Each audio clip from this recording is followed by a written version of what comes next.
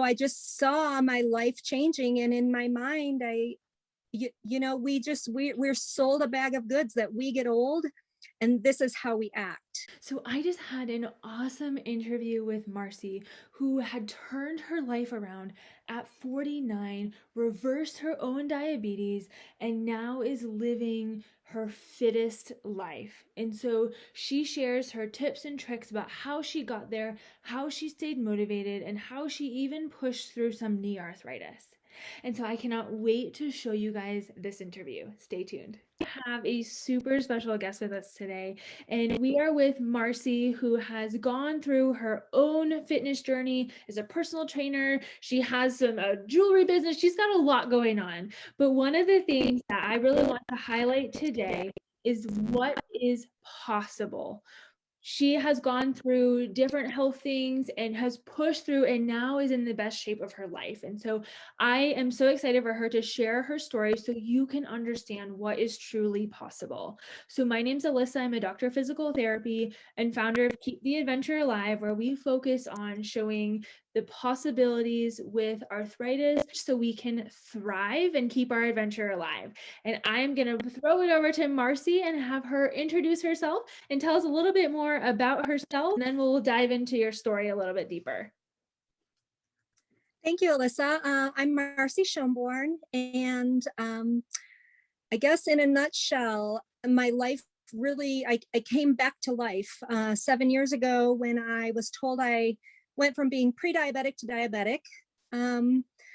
I knew at that time from some background knowledge that I have in fitness and nutrition, and just from watching my mother really struggle with her health, that once you have a diagnosis, you end up with more diagnosis, medication becomes more medication, and I knew I didn't want that. And I also had heard, but I hadn't researched it yet, that diabetes was reversible. And so I kind of took a nosedive in that. Initially, it was all with my nutrition. And a couple of years ago, I got back to working out, exercise.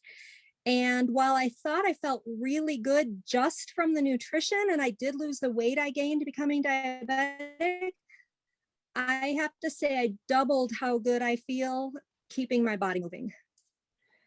That is awesome. And so you are kind of getting ready to move. So you're based in Colorado, moving to Wyoming. How has living out in the West and living in these areas, are you big into hiking, outdoors? What are kind of the things that you like to do outside of exercise and things? So I love to hike. I love to run. But a lot of what I've done has been inside. Before 2020, before we were kind of like, encapsulated, it was just a time thing. Like, so I would get to the gym at 4 a.m. or 5 a.m. and just make it happen before I came home and worked all day. And you touched on business that I run, and my jewelry company really came alive once I took my health back. Okay. So, my business is decades old, but I took the company to direct sales once I felt amazing and had energy. And because I couldn't have done it before, there's no way it could have happened before. Yeah, absolutely. So what were some of the symptoms and things that kind of really drove you to say, okay, something needs to change?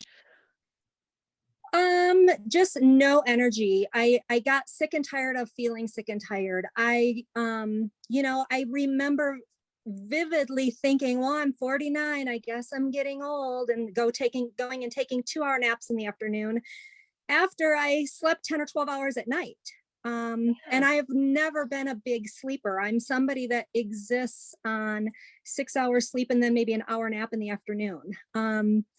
And so I just saw my life changing, and in my mind, we're sold a bag of goods that we get old, and this is how we act. Exactly. And just the lack of energy. And I remember also there were times when in the morning I felt like I had a hangover and I didn't drink, and that's food, Yeah. you know?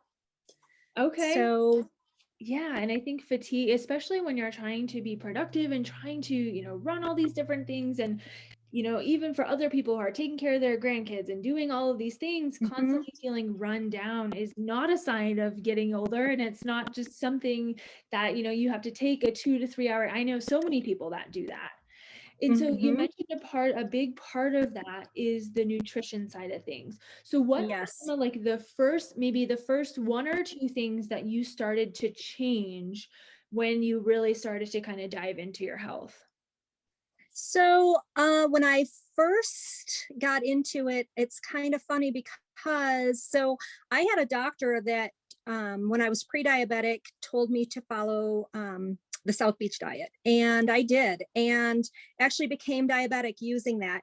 Now that program actually allows you to bring pastas and breads back in, like you kind of monitor yourself, you monitor your weight, and then you kind of see what you can bring back in. And those are things I just don't believe anymore should be in our diet. If we want to prevent disease and keep functioning, at high capacity, those things, they do so much damage between the inflammation and all the things that they cause. The pain, I have many, many friends and people involved in my business my age, and all I hear about is the pain they're in, and they don't want to give up the sugar and the flour. And so those were things I made sure that I got rid of. The Okay. coolest thing for me was I had given up a lot of fruits and vegetables that diet didn't want you to have, but they're actually very necessary in repairing your body. Yes. So the glycemic index and the glycemic load are two different things, and a lot of people don't teach that. Right. Right. So what were some of those vegetables that you kind of reintroduced? Carrots, corn, peas, Okay.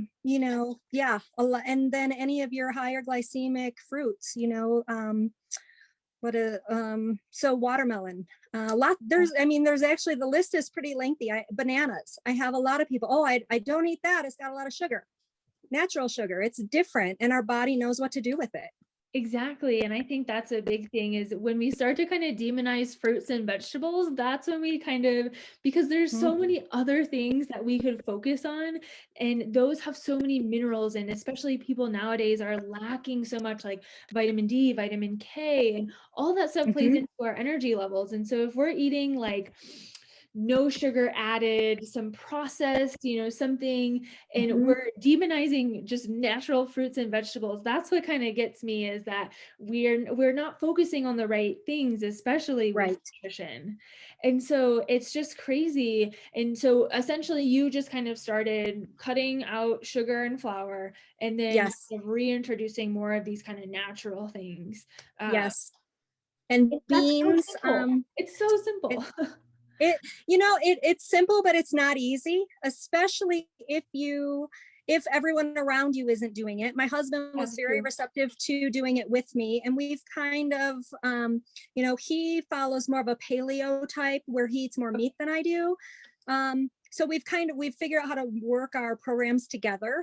So I kind of shove more fruits and vegetables down his throat. I hand him a smoothie, and I get the teenager like, oh, and he drinks it, and I'm like, okay, teenager, but he will consume it, but Yeah. he's my consummate 5-year-old. So Yeah. And I think that that's a good point that you bring up about support because, like I said, I mean, a lot of times what we find, especially in diet, but also exercise, is if you have mhm, someone who kind of shares the same beliefs and can bring you that support, maybe one day when you're not feeling like up to it and you're not feeling you want to just go binge on something, if you have that other person that can help yes, support you, I think that's huge. So he helped with nutrition. Does he work out with yes. you too? So yes, that was a big part of even in the beginning wanting to feel well. He's very high energy. He's a fly fisherman. He's a big hunter. Like he elk hunts at 11,000 feet. So his workouts are geared towards hunting. And um, so that was a thing, is keeping up with him, and also not wanting. So I watched my mother deteriorate. I watched the last 20 years of my mother's life go from a walker to a wheelchair to a hospital bed, and I did not want that for myself or my family. And I'm not saying she was a burden, but that's how I felt. Like, I don't want to be a burden, and I don't want to. She laid back and missed so much because she couldn't join us. So in him being so active, I didn't want the burden, and I didn't want to miss out on all these things he likes to do. And so he was already going to the gym. So when I just made the commitment, I was ready, and you have to be ready. That's part of it. So much of it's mental. And I made the commitment to go. And every morning, 4 a.m., we were at the gym. And it was kind of funny because that started in February. And then when his hunting season started and he was out of town, I remember going, oh, I can do this by myself. So like, it had to click, like, oh, I'm a big girl. And we didn't even always work out together, Yeah. but we went together because we do Yeah. different types of workouts. So, but the support is really huge. Yes, and even for people who maybe don't have, an immediate spouse or significant other or someone, I mean, even just a friend can get in Yes. this with you. And I'm sure that you had, some friends and things. Did you have any other friends or other support systems that kind of carried you through this? Not at 4 a.m. Exactly. um, but I made friends at the gym. So I actually made a circle of girlfriends that were always there before work. And, then for a while before, I hate to say the word, I'll just say 2020 happened. But before that happened, we'd meet for dinner once a month. Yeah. And so we all had the fitness and health thing in common. It was kind of funny though, because I did notice we didn't have the same nutrition in common, and they were younger than me. So I get it. And I remember in some of the research that I had done, and before I had done it, thinking, well, yeah, when you're younger, you can eat that. And then now with research I've done, knowing that it takes 10 years for a disease to develop, I just want to tell people, you know what, just come on. I don't like to rain on anybody's parade if I'm out to dinner with them, but Yeah. it crosses my mind. Yes, and that's the thing a lot of people don't necessarily realize like up front, and then it's kind of that Mhm. delayed consequence that Yes. all of a sudden now we have high blood pressure, high cholesterol, diabetes, pre-diabetes, and that Mm-hmm. manifests years and years and years before. And then I always Yes, kind of equate it to like digging a hole. You're constantly digging a hole, and then the further down you get, the harder it is to climb out. And I'm it sure is. that you even realized that because of Mm-hmm. the, probably the years and years of leading up to that pre-diabetes, that diabetes. But the fact is that it's still possible. But I'm sure it Yes. was a long road for you. Did you ever have points where, motivation was low or you just like didn't have the confidence to keep going? Or did you ever have those low points and kind of how did you maybe pull yourself back out of that? Um, I think maybe so. I'm funny. Once I make a decision, I'm all in. And Okay. that's just my tenacious personality. But before I became diabetic from pre-diabetic, sure, I mean, at that point I could have prevented, but oh, it's a Friday, I'll have a bun on my burger. Oh, I'll have some beer. I went as far when I reversed my diabetes as finding a beer I could drink. And now I'm alcohol free for 4 years, but Okay. that goes back 7 years. Um so it was a process. Even in eating clean 7 years ago when I started, I didn't eat like I eat today. It was a process. Absolutely. And I think that that is kind of what is kind of inhibiting a lot of people, whether it's diet or nutrition. It's that we don't necessarily see immediate results, that it's kind of this fine Right. process. And I mean, the same thing in business and the same thing, we don't just see those Hmm. immediate results because the things that you do see immediate results, it's likely not sustainable, all of these crash diets and, this and that, Right. especially in the health and wellness arena.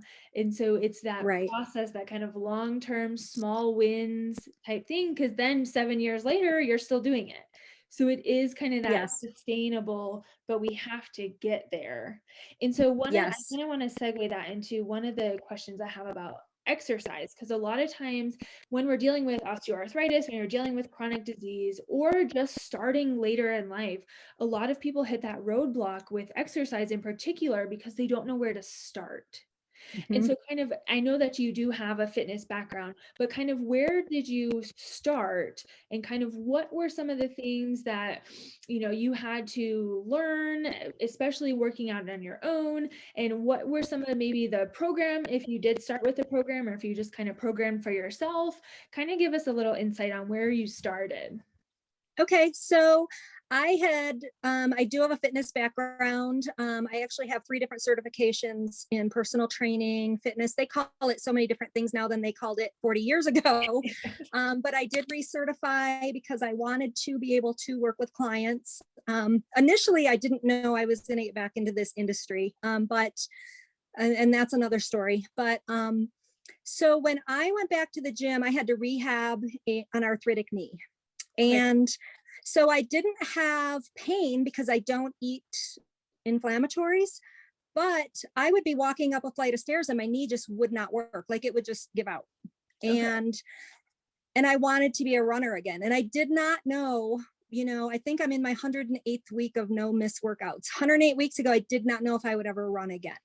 Yes. So I wrote a program for myself and started rehabbing my knee. So, in the beginning, I wasn't doing squats, I wasn't doing leg presses, I was doing extensions, curls, working my calves, and I was walking on the treadmill. And I just every week did a little more until all of a sudden, I mean, I can't remember the last time my knee gave out on me, but all of a sudden I went from being able to run for 1 minute to run for 5 minutes to run 3 miles or 5 miles. And I mean, it took months. It Yeah. was a process, but I say this often, I became my own guinea pig. And I at the time didn't realize I was even doing it for other people that were watching, but I, I I like being a guinea pig for people because I want to show them, it's not over at 50. I'm going to be 57 in October, so I'm pushing 60.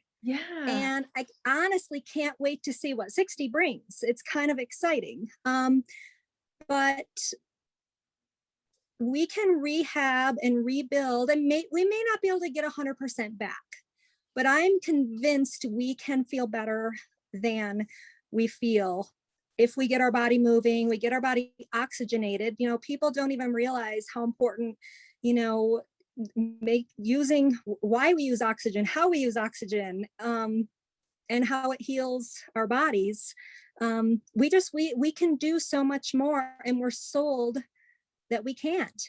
Exactly. And that pains me. It really hurts me when I talk to friends and they're just convinced it's over, you know? Exactly. And that's, I mean, I see it time and time again, especially with arthritis, is we start having pain and we just think it's normal. And you Hmm. had mentioned that, the people that you work with and the people that you just are interacting with all the time, it's, complaining about aches and pains. Because yes, our bodies do age and we do have some things that might start to break down a little bit. But if Hmm. we can identify those and actually start tackling those sooner, then we can Right. do so much more. Like if you would have let your arthritis, or if you would have just let your knee pain continue to manifest and continue to get worse without taking that action, your life would look a lot different than it does now. And 7 years later, it sure would. yeah, And I'm convinced I would have more disease. I'm convinced I'd have a few autoimmune disease at this point. yeah.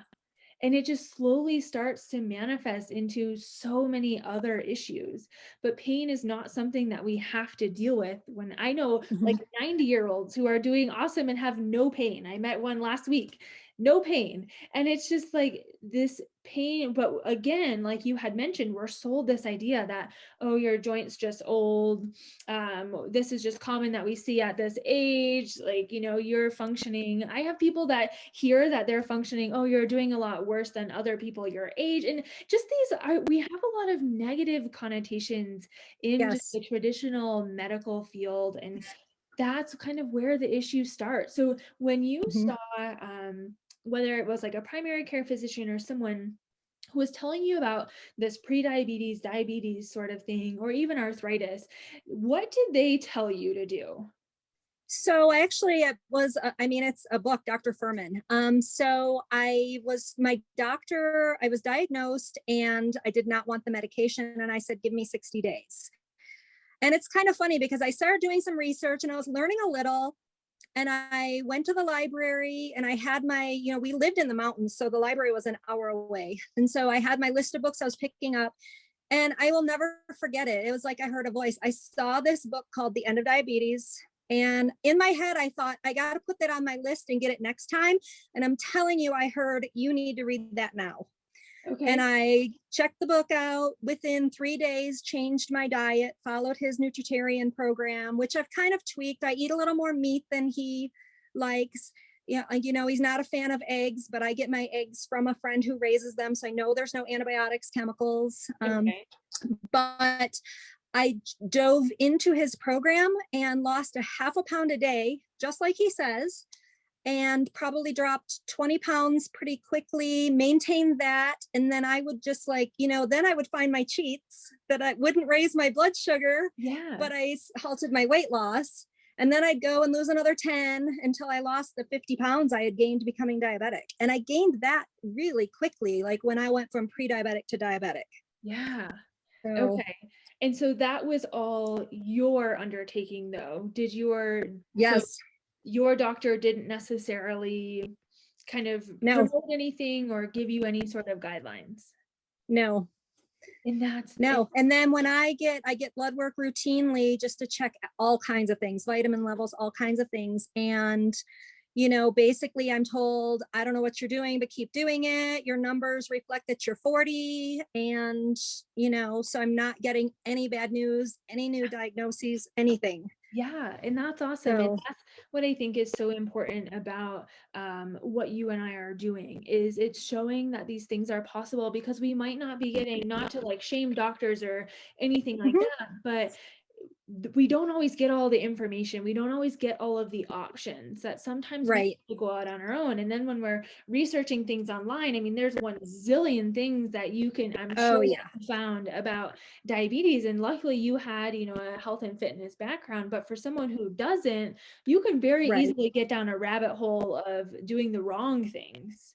Oh, yeah. I still hear from people, well, I'm diabetic, I take medication, and the doctor said I can have this in moderation. And see, to me, I think moderation kills people. There are things we cannot have as a diabetic. If you want to stay on medication and not feel 100%, that, it's entirely up to you. And like you said, nothing against doctors. There's great doctors out there, but there are doctors that I almost feel like they know that the person's not going to, a lot of it's on the patient. You've Yeah, got to want to get better. exactly. So, I mean, and again, something that I always say too is that, I mean, you have to want your adventure. You have to want to do yes, this too. And these are just people that can help you along that journey. But it has yes, to be an intrinsic motivator as well. Seeing what's possible, seeing like what you're doing at almost 60 and seeing, that you can get out of this hole and come back up. That's the motivation to get started. But then you have to want to see yourself yes, in that situation and take action because we can't sit there and watch everything that you eat and that sort of thing. hmm, So we have to kind of have that intrinsic fire inside of yourself to say I can do this. I yes, know it's possible and I can do this. And so if yes. somebody was in your shoes 7 years ago and somebody is floating on the diabetes line, floating, dealing with arthritis, dealing with some kind of chronic condition, what are maybe the top 3 things that you would tell that person as far as motivation to get started or where to start, something along what kind of got you fired up about it? Honestly, I scared myself healthy, and I do this with my clients. I don't have a problem scaring you. You are killing yourself. Yeah. What you are putting in your mouth is going to make your disease worse, create more disease.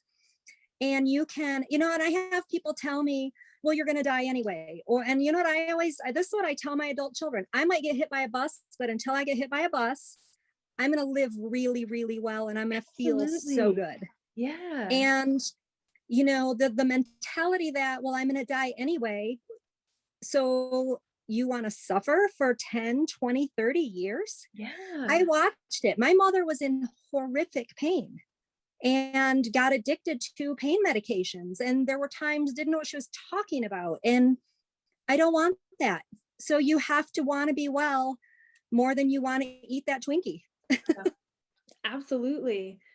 And I mean, I have seen tons of people kind of go down that path of their hole is just way too deep to pull themselves out of it. And that, I mean, I totally agree. Like, do you want to suffer? Do you want to live like your last 5 years in a hospital bed? Do you want to, Mm-hmm. live your last 5 years taking 25 medications a day?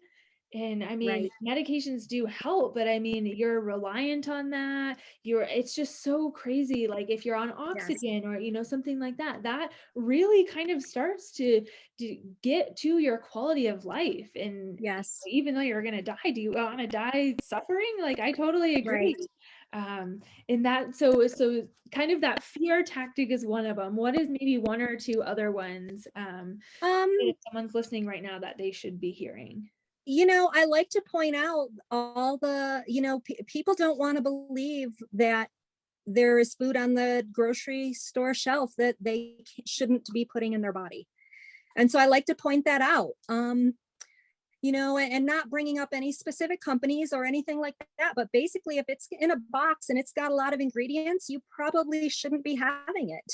Our our cells don't know what to do with that. And that's what I teach is cellular nutrition. And I don't even think it's coined out there. It's kind of a nutritarian thing. But what I like to explain to people is our bodies know what to do with the food God gave us. And when our cells work and our cells repair themselves and our cells function well, we stay healthy. And so I'd like to explain that, you know, a lot of these boxed foods, frozen foods, anything in a package that's got a ton of ingredients, I don't care how many vitamins it says it has in it. Those are basically negated with all the garbage in it. Yeah. So, you know, what I like to do is wake people up to the fact that you almost can't believe what you're reading on a box. Yeah. Absolutely. And I think that comes into effect too with like the fat-free, sugar-free, Yes. those sorts of things that on the outward appearance, it looks healthy because it doesn't have any fat or doesn't have any sugars. But then once you get into it, it's filled with a bunch of chemicals and things, and it's almost Mm-hmm. worse for you than the traditional one. Um, Yes. and so I think that that's a big misconception too. That I mean, I've even fall victim to sometimes. Years ago, I used to think that sugar-free was great, and I would, buy all these Yes. sugar-free things. And so now that that's absolutely changing into something where you want to be kind of on the perimeter of the grocery store of the produce. Yes. And I heard someone the other day say if it shouldn't have ingredients. So like the natural produce and things like that don't necessarily have like a list of ingredients printed on them. Mm-hmm. And so I think that that's a good kind of a train of thought, just something to be more aware of, because I think the more that you're Yes. aware of something, you can just kind of start to make it more of a habit by looking at those things, or because now you're aware of actually looking at those things. And Yes. so I definitely think that is super important.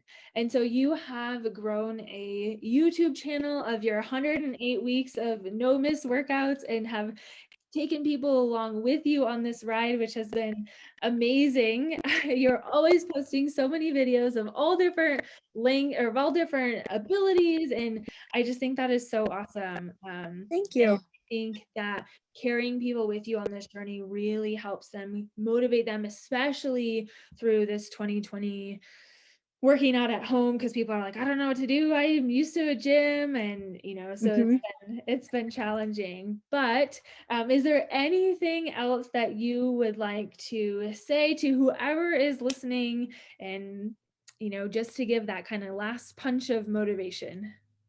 I want to point out that so the people that do follow me, subscribe to me, they are my motivation. Yeah. You know, I'm going to do this either way, but I started posting on Instagram in the beginning of my journey for my own accountability. And then all of a sudden, I've got friends telling me they're watching me. How am I doing it? How can I help them? And that's how it evolved into me even getting back into the industry. Okay. And that's why you'll see that I post so many beginner type workouts because I'm having people reach out to me that are starting from square one at 30, 40, 50, 60, 70. Yeah. And um, so I want to have that information out there for them, and I feel like it is out there in some areas, but for some reason they're relating to me, and so I want to keep it going for them. Yeah, and that's awesome. So I definitely think that it's such a huge benefit. And once they find someone that they can trust and then continuing to show up for them over and over and over again is kind of the biggest thing. Because if you can show up for them, then they have to show up for themselves. And then that's Yes. kind of when that success Yes. catapults down the line. So your channel is scho.fit, correct?